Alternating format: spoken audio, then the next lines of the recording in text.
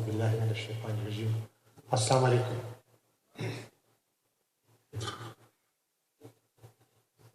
मौजूद सामीन, चीफ साहब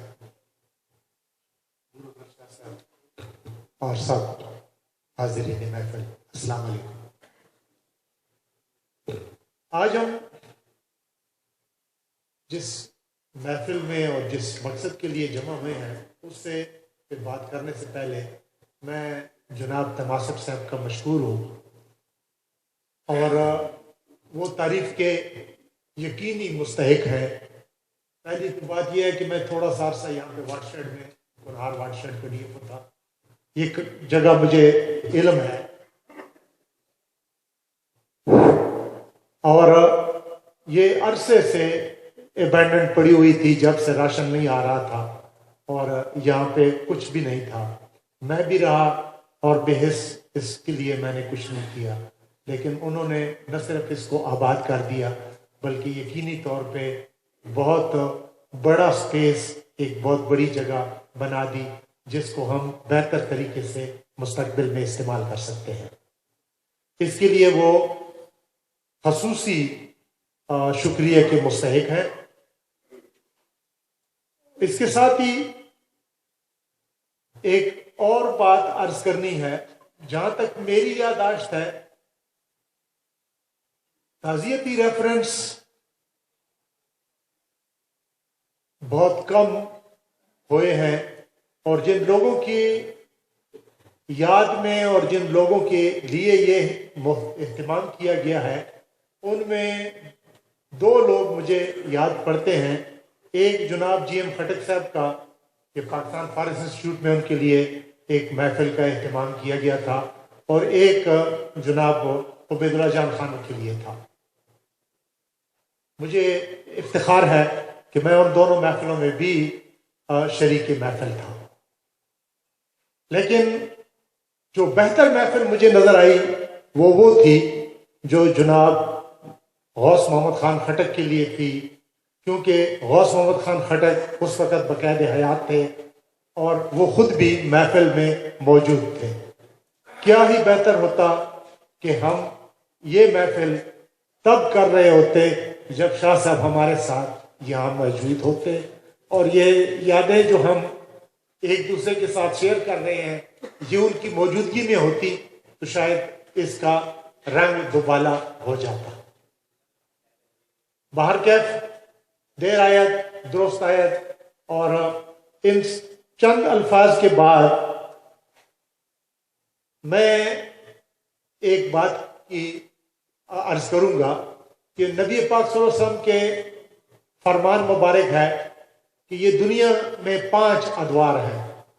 एक जनाब नबी पाक सल्लल्लाहु अलैहि वसल्लम का अपना, दूसरा सहाबाए किराम का, तीसरा ताबईन का, चौथा तबा ताबईन का और उसके बाद कहा गया है कि 5वां दौर फितने का होगा। हम सब फितने के दौर में रह रहे हैं, लिहाजा कोई जितना भी पारसा और जितना भी पाक हो लेकिन उसके बावजूद इंसान होने के मुतकाजी वो बहुत सारे गुनाहों का, बहुत सारी खताओं का मुरक्का होता है। लेकिन शाह साहब एक ऐसे शख्स थे कि जब मिनहैसुल शख्स उनका इहाता करने की कोशिश की जाती है तो जैसे मेरे दोस्त ने कहा वो इतनी हमजहत शख्सियत थे कि मेरे ख्याल में इस थोड़े से वक्त में हम सब भी मिलकर उसका इहाता नहीं कर पाएंगे।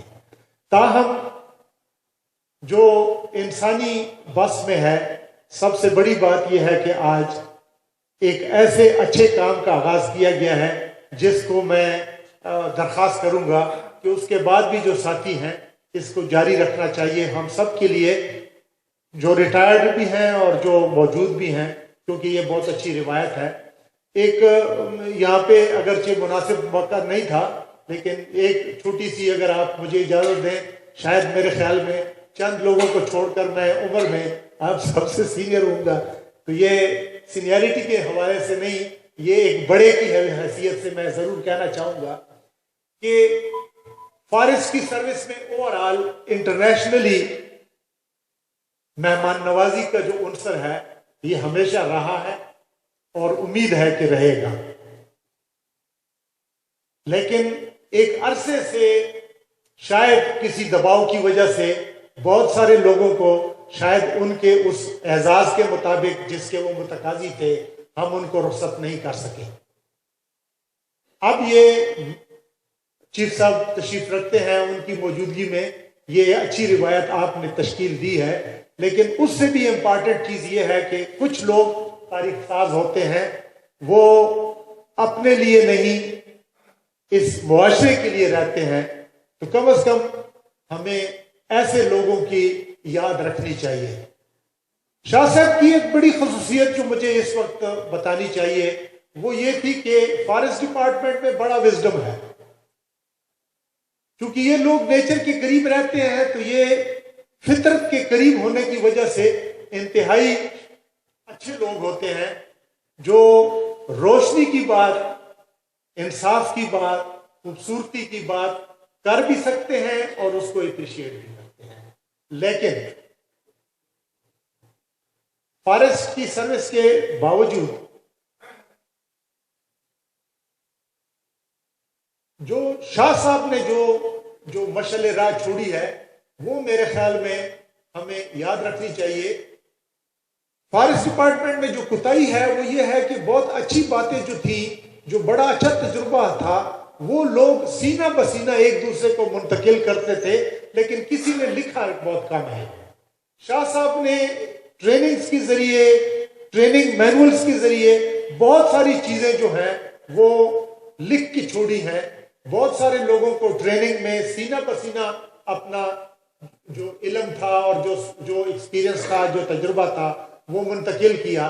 میرے خیال میں اب ہم سب لوگوں کی یہ ایک اور ایفرٹ ہونی چاہیے کہ اسی ریفرنس کے حوالے سے ہمیں ایک چھوٹا سا ایک بک کمپائل کرنی چاہیے، اور جس میں آج کی جو باتیں ہوں ان کو بھی اس میں احاطہ کیا جائے، لیکن ساتھ ہی جو ان کی جو پریزنٹیشن تھی ان سب چیزوں کو بڑے اختصار کے ساتھ، اور یہ میرے خیال میں ہمارا ایک بڑا حقیر سا نذرانہ ہوگا ایک بڑی شخصیت کے لیے۔ وہ علامہ اقبال کا ایک شعر ہے، اقبال بھی اقبال سے آگاہ نہیں، واللہ نہیں کچھ اس میں تمسخر نہیں،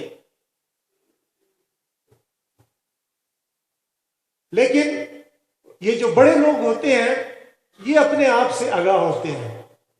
علامہ اقبال بھی اپنے آپ سے آگاہ تھے، یہ ان کی ہیوملٹی تھی کہ انہوں نے اپنے علم کا اظہار نہیں کیا۔ علامہ اقبال وہ شخصیت تھے جنہوں نے بی اے کی ڈگری کے لیے اپنا مقالہ لکھا اور اس کو میونخ یونیورسٹی نے پی ایچ ڈی کے مقالے کے طور پہ ایکسیپٹ کیا اور ان کو پی ایچ ڈی کی ڈگری دی گئی۔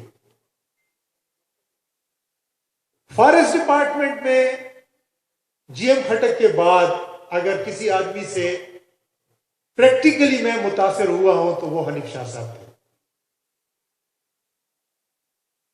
کتابی علم کے ساتھ ساتھ جو پریکٹیکل جو باتیں تھیں وہ میرے خیال میں شاہ صاحب سے زیادہ نہ کوئی جانتا تھا، اور اگر کوئی جانتا تھا تو شاید وہ اتنا مخلص نہیں تھا کہ وہ ان کو دوسری نسل تک منتقل کرتا ہو۔ شاہ صاحب میں وہ بڑھائی تھی کہ وہ ہر وہ چیز جو کہ کسی اور کو منتقل کرنے کی ضرورت ہوتی وہ بر وقت اسے بتاتے، اور میرے خیال میں اگر ہم سب کوئی ووٹنگ کے لیے کھڑے ہو جائیں تو شاید میرے جیسے آدمی کو تو کوئی پورے ڈپارٹمنٹ میں 5 ووٹ بھی نہ ملے، لیکن شاہ صاحب وہ آدمی ہیں جن کو چیف کنزرویٹر سے لے کر فارسٹ گارڈ تک کوئی آدمی ایسا نہیں ہوگا، اور جب کسی کے پاس چارج شیٹ ہوتی تھی تو اس وقت میرے خیال میں حنیف شاہ صاحب کے اس پہ ماتھے پہ کبھی بل نہیں ہوتا تھا، اور وہ اپنی نیند خراب کر کے، اپنی وقت خراب کر کے، اور بعض اوقات وہ اپنی دوستی خراب کر کے لوگوں کے لیے چارج شیٹ لکھتے تھے۔ میں ایک مرحلے میں اس چیز کا خود یعنی وہ گواہ ہوں کہ میں ایک ڈی ایف او کے پاس، ایک بڑے سینئر ڈی ایف او کے پاس بیٹھا ہوا تھا، اور وہ مانسیرے کا سرن کا ڈی ایف او تھا، تو وہ کہتا ہے یار شاہ صاحب شدے ہر چاند پر یہ وہ جواب لکھتے ہیں، اور ہم کسی کو چارج شیٹ کرتے ہیں اور ایسا جواب وہ لکھ کر لے آتے ہیں کہ پھر ہم اس کے خلاف کوئی ایکشن بھی نہیں لے سکتے۔ اور یہ میرے خیال میں مجھے بتا دینا چاہیے، یہ پیر سعد الدین شاہ تھے، جو کہ خود بھی ان کے کلاس فیلو تھے، ان کے مداح تھے، لیکن یہ ہے کہ وہ ایڈمنسٹریٹو ان کے لیے مطلب وہ ان کی وہ ہوگی. تو یہ ہے کہ شاہ صاحب وہ شخص تھے کہ جو فارسٹ گارڈ سے لے کر میرے خیال میں سیکٹری تک اور شاید اس سے اوپر تک ہر آدمی کے لیے ایک جیسے تھے، ایک جیسے مخلص تھے، ایک جیسے مہربان تھے.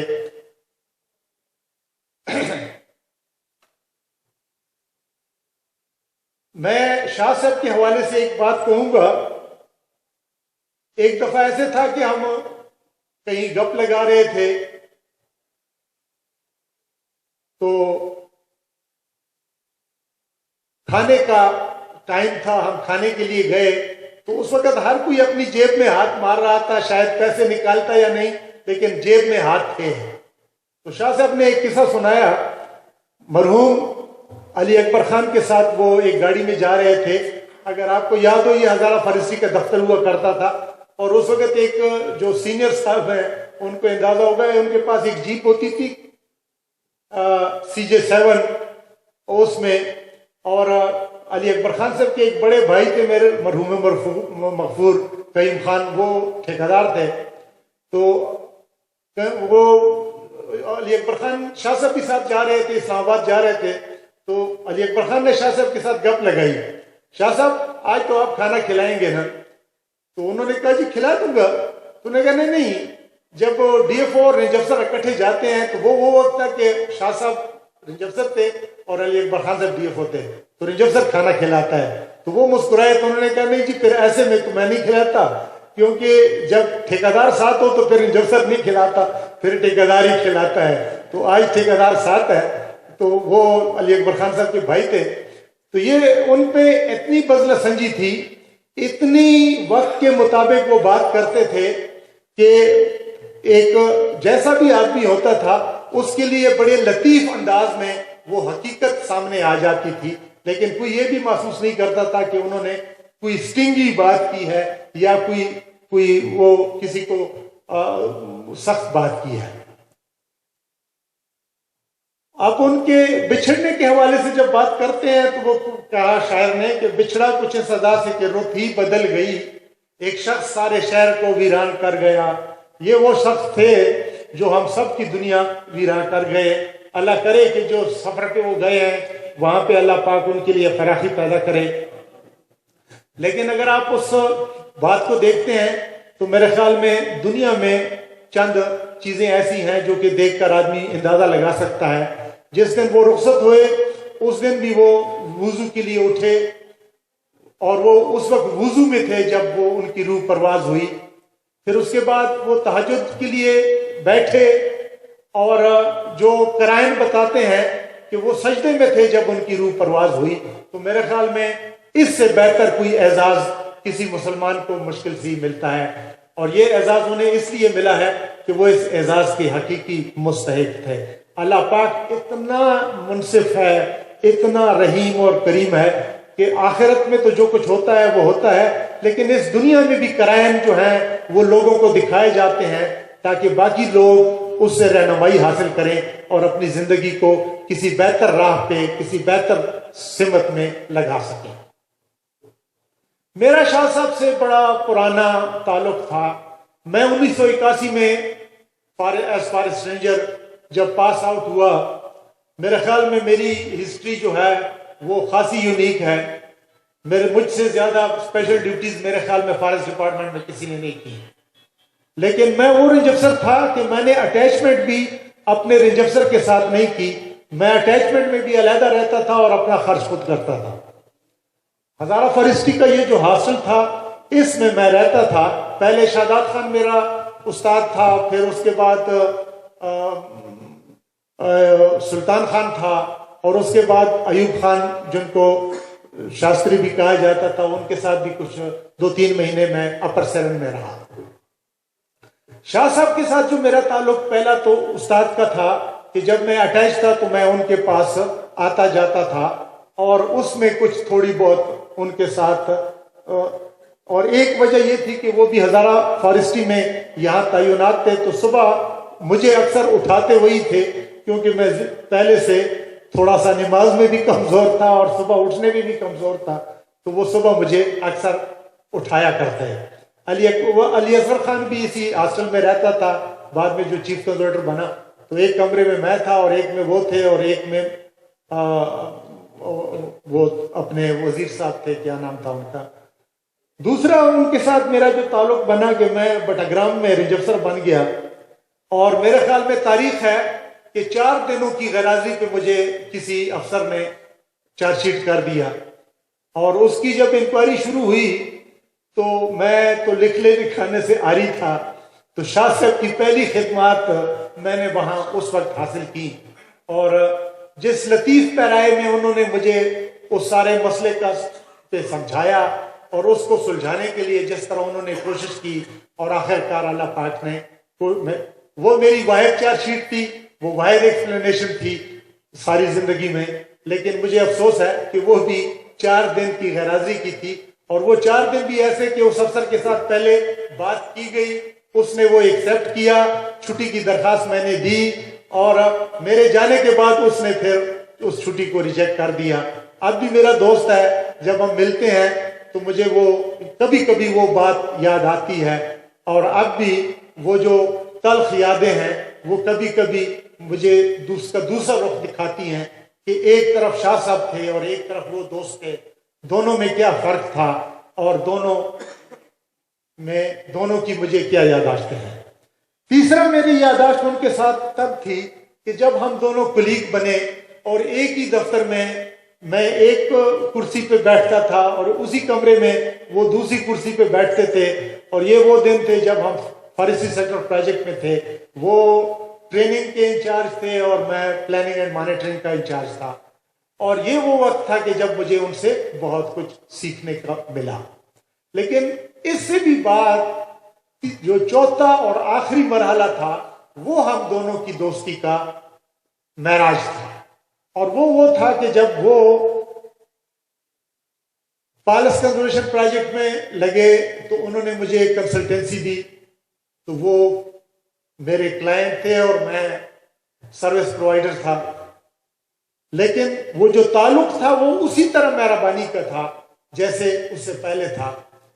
اس کے بعد چند کنسلٹنسیز میں اور وہ اکٹھے ایسوسیٹ رہے، چند ٹریننگ ہم نے اکٹھی کنڈکٹ کی.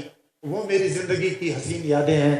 کبھی جب تسلی سے موقع ہوگا، آج کی فرصت وہ نہیں ہے کہ میں ان چیزوں کو چھیڑوں. لیکن ان سب سے جو بات سامنے آئی وہ یہ ہے کہ یہ ایک عظیم شخص تھے جن میں بلا کا حوصلہ تھا، بہت ملائمت تھی، سنجیدگی تھی. کبھی میں نے ان کو غصے میں نہیں دیکھا، اور جب بھی میں آپ ان کو یاد کرتا ہوں تو ایک مسکراتا ہوا چہرہ میرے سامنے آتا ہے، جو تکلیف کے وقت بھی مسکراتا ہوتا تھا. ایسا چہرہ بہت کم آپ نے دیکھا ہوگا. ہم سب کبھی کبھی مسکراتے ہیں، لیکن جب تھوڑی سی تکلیف آتی ہے تو پھر ہم اپنا سارا وہ جو عقل اور شعور ہے اس کو کھو دیتے ہیں. لیکن اس شخص نے کبھی اس اپنی جو بزرگی کا اور عظمت کا جو شخصانہ تھا اس کو کبھی جانے نہیں دیا. ڈیوٹی کے دوران میں نے ان کو دیکھا کہ انتہائی ٹائم کے پابند اور اپنے کام کے بہت آخری حد تک محنت کرنے والے تھے. اور یہ صرف یہ نہیں تھا کہ وہ ٹیریٹوریل پہ رہے. ان کو میں نے سیکشن آفیسر دیکھا، ان کو میں نے اپنا کلیگ کے طور پہ دیکھا، ان کو میں نے سوشل فارسٹری میں دیکھا. اور یہ وہ وقت تھا کہ جب فارسٹ ڈپارٹمنٹ میں لوگوں کی انوالومنٹ، لوگوں کے حقوق کی بات کرنا انتہائی مشکل تھا. لیکن شاہ صاحب نہ صرف وہ مردم شناس تھے جو اس وقت سے 20-25 سال آگے دیکھ رہے تھے کہ یہ فارسٹ کی مینجمنٹ جو ہے یہ لوگوں کے تعاون کے بغیر نہ ہو سکتی ہے، نہ ہو سکے گی. تو یہ اس کے لیے جو انہوں نے کام کیا وہ اپنی جگہ مثالی تھا. جو ان میں ہیوملٹی تھی کبھی میں نے نہیں دیکھا. وہ جب بھی آپ کے ساتھ بیٹھتے تو احساس ایسے ہوتا جیسے آپ کے دوست ہیں اور آپ سے کم علم رکھتے ہیں اور آپ سے سیکھ رہے ہیں، جبکہ وہ اسی کنورسیشن میں آپ کو سکھا رہے ہوتے تھے، اور یہ خوبی میں نے بہت کم لوگوں میں دیکھی ہے۔ ساتھ ہی انتہا کی خودداری ان میں تھی، کبھی آپ یہ محسوس نہیں کرتے، وہ اپنے بھی ڈگنیٹی کا بڑا خیال رکھتے لیکن آپ کی ڈگنیٹی کا بھی بڑا خیال رکھتے، اور یہ ایک یونیک صفت تھی جو کہ ان میں بدرجہ اتم تھی۔ انتہا کے مہمان نواز تھے۔ دفتر میں کبھی اگر کھانا منگانا ہوتا تو وہ کہتے کہ بڑا منگائے گا، کہیں گھر میں جاتے تو وہ کہتے کہ میں تو میزبان ہوں، کبھی آپ کے پاس آتے تو کہتے جی میں تو بچوں کے لیے لایا ہوں، میں تو وہ شفقت کی وجہ سے ہے، لیکن میں نے کوشش کی لیکن کبھی میں ان پہ سبقت نہیں لے جا سکا، اور اس کے لیے مجھے آج بھی ندامت ہے۔ وہ ایک تاریخ ساز شخص تھے، اور میرا اب دل کرتا ہے کہ فارس کی ہسٹری پہ ایک چھوٹا سا نوٹ لکھوں۔ وہ بہت ساری چیزیں جو کہ قرض ہے میرے اوپر اور جو میں نے ان سے سیکھی تھی۔ 1880 میں 1882 میں جب فارسٹ ڈپارٹمنٹ پہلے بنایا گیا تو پورا ہزارہ ایک رینج تھی، اور اس وقت جیلم فارسٹ ڈویژن اس کا نام تھا۔ ڈی ایف او پنڈی میں بیٹھتا تھا اور جیلم سے لے کر ہزارے تک ساری اس کی جورسڈکشن تھی۔ 1890 میں پھر یہاں اپنی انڈیپینڈنٹ ڈویژن بنا دی گئی، اور پھر اس کے بعد ایک پروسیس چلتا رہا۔ یہ میں ایک کنسلٹینسی تھی، اس میں ہم ہسٹری پہ کام کر رہے تھے، اور میں اور شاہ صاحب اکٹھا، وہ میرے ایسوسیٹ تھے، تو وہ احمد آباد کے دفتر سے بہت ساری چیزیں ڈھونڈتے۔ ایک چیز جو انہوں نے ڈھونڈی وہ مونرو کے 2 نوٹ تھے۔ مونرو ہم تو گریس ویل کی اور وہ دوسرے کنزرویٹر صاحب بڑے مشہور، کیا نام تھا ان کا، جو گاٹلے کی بہت ذکر کرتے ہیں، لیکن میرے خیال میں جو خدمات ٹروپ کی اور مونرو کی ہیں سلوی کلچر کے لیے وہ کسی کی نہیں ہے۔ تو مونرو نے ایک دفعہ سفر کیا، ایبٹ آباد سے وہ چڑھے اور پہاڑ کی چوٹی کے اوپر انہوں نے 16 دن سفر کیا اور کاغان تک گئے۔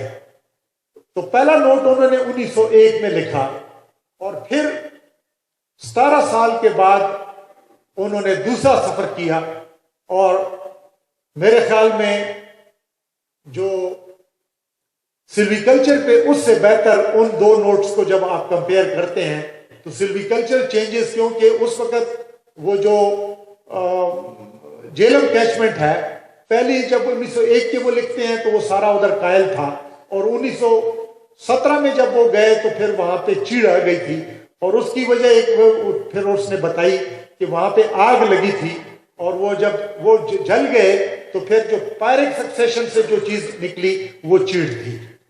میں نے اس پہ ایک چھوٹا سا نوٹ لکھا ہوا ہے، کبھی آپ کے ساتھ شیئر کروں گا۔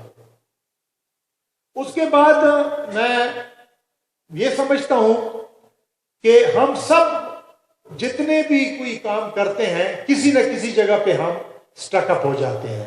شاہ صاحب وہ روح رواں تھے، وہ شخص تھے کہ ہر قسم کے ماحول میں کام کو چلانے کے لیے وہ ان کے پاس ایک راستہ ہوتا تھا، ان کے پاس کوئی اذن ہوتا تھا، ان کے پاس کوئی طریقہ ہوتا تھا۔ یہ وہ چیزیں تھیں جو ان کی مختصر الفاظ میں نے ابھی، اگرچہ ہم جتنا بھی میں بات کروں وہ بڑی ہوگی، کچھ بھی نہیں ہوگی، لیکن وقت کی کوتاہی کی وجہ سے میں اس کو ادھر ہی کرتا ہوں۔ میں آپ کی اجازت سے آخری چند شعر کہوں گا۔ پیکر تھا وفا کا، محبت کا خدا تھا، وہ شخص زمانے میں سب سے جدا تھا۔ چاہت کے خزانے میں خزانے تھے، ہر لفظ میں اس کے، دامن میرا اس کے دعاؤں سے بھرا تھا۔ اس شام کی حدت میرے دل میں ہے ابھی باقی، جس شام وہ مجھ سے بچھڑا تھا۔ یہ چند باتوں کے ساتھ میں آخر میں یہ ذکر کروں گا کہ یہ اتنی عظیم شخصیت تھی کہ اس چھوٹے ریفرنس سے اور اس گھنٹے ڈیڑھ کی محفل سے ہم ان کی شخصیت کا احاطہ تو نہیں کر سکتے، لیکن جو سب سے بہتر ٹریبیوٹ ان کے لیے ہوگا وہ یہ ہے کہ ہم اپنے کام کو اپنے